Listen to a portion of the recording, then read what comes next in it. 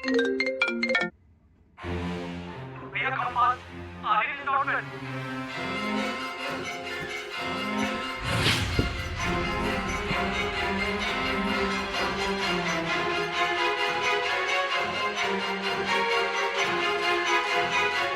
सनी दरवाजे पर रोहित का इंतजार कर रहा था। रोहित सीधा बेडरूम की तरफ भागा और वहां रोहित ने जो देखा वो उसकी समझ से बाहर था।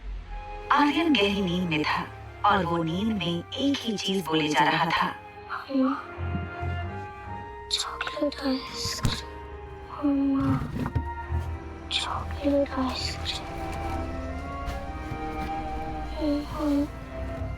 रोहित के लिए ये चीज बहुत शॉकिंग थी। रोहित ने आर्यन को माँ और बाप दोनों का प्यार दिया था, फिर आज ये अचानक आर्यन नींद में अपनी माँ को क्यों याद कर रहा था? ब्रो, मैंने इंटरनेट पे एक वीडियो देखा था जिसमें एक लेडी 7 साल के बच्चे को ये यकीन दिलाती है कि पिछले जन्म में वो उसका बेटा था और वो बच्चा अपनी असली माँ को छोड़कर उस लेडी के साथ चला जाता है। तुम कहना क्या चाहते हो? ब्रो, उस सामने वाली ब्यूटीफुल सी थी, उनसे मिलने के बाद आर्यन का बिहेवियर काफी चेंज हो गया। उनसे कितनी बार कहा है कि टेक्नोलॉजी का सही इस्तेमाल किया करो। दिन भर या तो वीडियो गेम्स खेलते रहते या फिर ये वाहियात वीडियोस देखते रहते। तुम्हारे भी सोने को वक्त हो गया, जाके सो जाओ। सनी की बात रोहित के दिल में शक गड़ा चुकी थी। क्या सचमुच वो लड़की आर्यन के इमोशंस के साथ खेलकर उस तक पहुंचना चाहती थी, या वो सिर्फ एक कोइंसिडेंस था? एक तरफ आर्यन के मुंह से मम्मी सुनकर रोहित परेशान था और दूसरी तरफ अनिका सोच रही थी कि आखिर उसके खोए हुए बेटे को कैसे ढूंढे, किससे मदद मांगे। इन 6 सालों में अनिका ने सारे गुमशुदा बच्चों की पूरी जानकारी इकट्ठा की हुई थी। अनिका उस इंसान तक पहुंचना चाहती थी जिसने उसके बेटे को हॉस्पिटल से किडनैप किया था, लेकिन कोई भी सुराग उसके हाथ नहीं लग रहा था। एक बार उसने बैंगलोर से कॉल करके मनाली पुलिस को कंप्लेंट की थी, मगर छानबीन में पाया गया कि ना तो हॉस्पिटल में उसके जुड़वा बच्चे पैदा होने का कोई रिकॉर्ड था और ना कोई गवाह था जिससे ये साबित होता कि अनिका ने जुड़वा बच्चों को जन्म दिया था। मैडम, जो बच्चा कभी जन्मा ही नहीं, वो गायब कैसे हो गया? वो ये सब सोच ही रही थी, तभी अनिका को याद आया कि उसकी स्कूल का एक दोस्त पंकज इन दिनों मनाली पुलिस में सब इंस्पेक्टर है। हेलो पंकज, अनिका बोल रही हूँ। Hi Anika, how are you? Anika ने पंकज को अपनी कहानी बताई कि कैसे एक आदमी ने डिलीवरी के तुरंत बाद हॉस्पिटल से उसका बच्चा चुराया था। प्लीज कुछ करो ना, कोई तो रास्ता होगा जिससे मैं अपने बेटे तक पहुंच सकूं। पंकज पहले से ही इस केस से वाकिफ था। देखो अनिका, ऑफिशियली मैं तुम्हारी कोई मदद नहीं कर सकता, क्योंकि कहीं भी कोई भी ऐसा रिकॉर्ड नहीं है जिससे ये साबित हो कि तुम्हारे जुड़वा बच्चे हुए थे। अनिका का दिल बैठ सा गया। उसके बेटे तक पहुंचने की उसकी उम्मीदें कम होती नजर आ रही थी। देखो अनिका, मैं एक बात कह सकता हूँ ऑफ द रिकॉर्ड। मनाली में जितने भी बुरे काम होते हैं, चाहे वो किडनैपिंग क्यों ना हो, इन सब के पीछे कहीं ना कहीं तुम्हारे ससुराल वालों का होता ही होता है। पंकज के फोन रखने के बाद से अनिका गहरी सोच में डूब गई कि डोगरा खानदान से उसके बेटे की इंफॉर्मेशन आखिर कैसे निकाली जाए। तभी उसे एक आइडिया आया और उस आइडिया का नाम था Kunal Dogra. Hi miss gorgeous.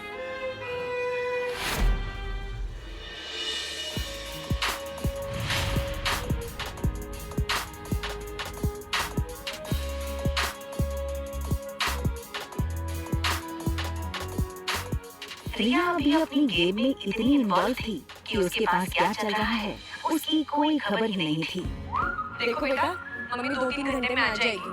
अगर किसी भी चीज की जरूरत पड़े ना तो होटल के रूम सर्विस को कॉल कर देना। ओके? बाय।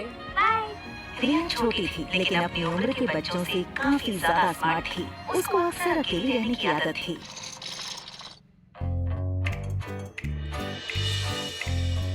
और सुनो, कुछ भी हो जाए रूम से बाहर मत निकलना। हमारे रूम के सामने ना एक छोटा पागल और एक बड़ा पागल रहता है, ठीक है? ले जाऊंगी। Love you. Bye. Bye.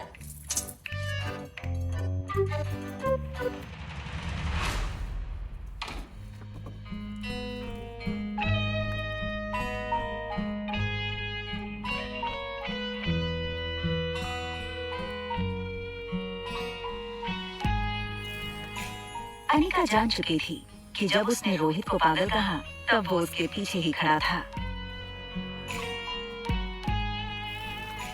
Anika सोच रही थी कि दूसरी लिफ्ट ले लूंगी, तभी लिफ्टमैन ने कहा प्लीज कम इन मैडम। ना चाहते हुए भी अनिका को वही लिफ्ट में जाना पड़ा। अनिका सोच रही थी कि आखिर रोहित ने उसकी बात सुन के कुछ रिएक्ट क्यों नहीं किया। वहीं दूसरी तरफ रोहित इस लड़की को समझने की कोशिश कर रहा था। आपने छोटा पागल किसको बोला? आपके होटल में रहने वाले मेहमानों की प्राइवेसी का बिल्कुल ख्याल नहीं रखा जाता क्या?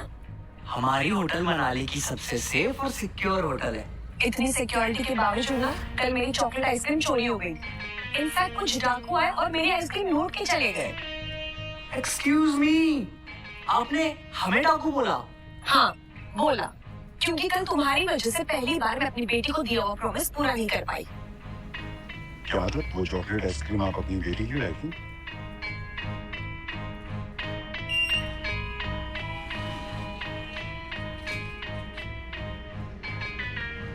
अनिका रोहित के अचानक बदले तेवर को देखकर थोड़ी सोच में पड़ गई। उसने कुछ देर रोहित को देखा और फिर लिफ्ट से निकल गई। मुझे लगता है हम इस लड़की के बारे में गलत सोच रहे थे। वो आइसक्रीम उसने अपनी बेटी के लिए मंगाई थी। No bro, I am telling you, ये लड़की जैसी दिखती है ना वैसी है नहीं। देखा नहीं जाने से पहले कैसे देख रही थी तुम्हें? होटल लॉबी से बाहर निकलते हुए अनिका इस बात से बिल्कुल बेखबर थी कि एक बहुत बड़ा सरप्राइज उसका इंतजार कर रहा था। उसका ex husband Kunal Dogra.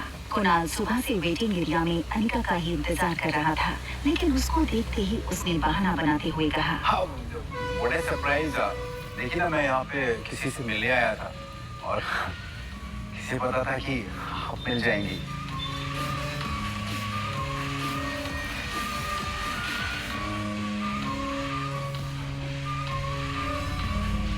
Thank you. My pleasure. वैसे यहाँ पास में ना एक बहुत अच्छी कॉफी शॉप है, तो क्या आप मेरे साथ कॉफी पे इफ यू चल सकते? अनिका ने हाँ कर दी। कुणाल को अपनी लत पर विश्वास नहीं हो रहा था। That's great। लेकिन कितनी अजीब सी बात है ना कि हम लोग लगातार 2 दिन से मिल रहे हैं ना, एक दूसरे का नाम ही नहीं जानते हैं अभी। वैसे hi, my name is Kunal Dogra and yours?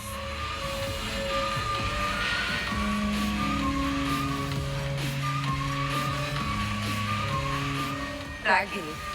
Pleasure to meet you, Miss Ragini।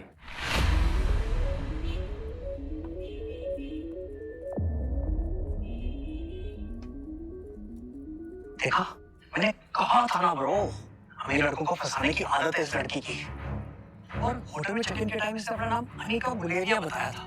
भैया यू शुड बी केयरफुल। हमें और आर्यन को इस लड़की से बच के रहना चाहिए।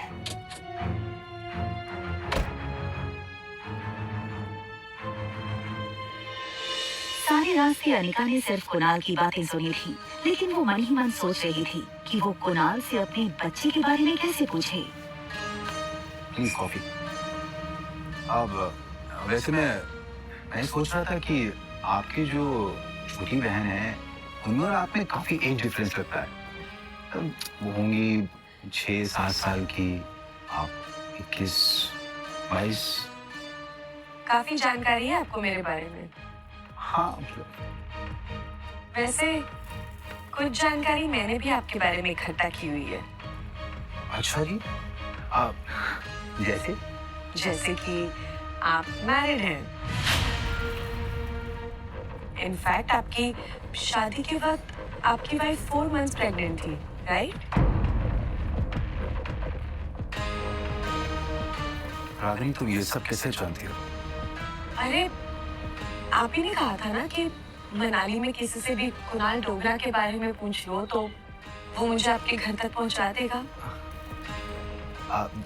देखो रागिनी, सच ये है कि उस लड़की के साथ मैंने 2 मिनट से ज्यादा नहीं बिताए।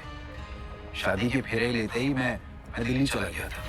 फिर जब लौट करके आया तो उसकी डिलीवरी की डेट आ चुकी थी। उसने एक बेटी को जन्म दिया। फिर उसके बाद वो अपनी मौसी के साथ बेंगलोर चली गई। बस इतना ही? उसका बेटा कहाँ है? ये सुनकर कुणाल एकदम से सुन्न हो गया। उसकी आवाज जैसे उसके हलक में अटक गई हो। कौन सा बेटा? किस बेटे की बात कर रही हो? उसका बेटा, उस लड़की ने जुड़वा बच्चों को जन्म दिया था ना, तो लड़का कहाँ है?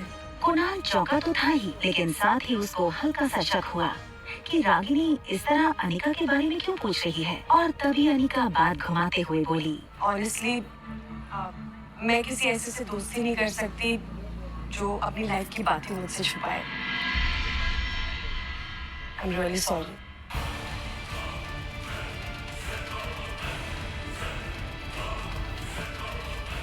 रागिनी, मैं बताता हूँ। क्या आज अनिका को अपने खोए हुए बेटे के बारे में पता चल जाएगा?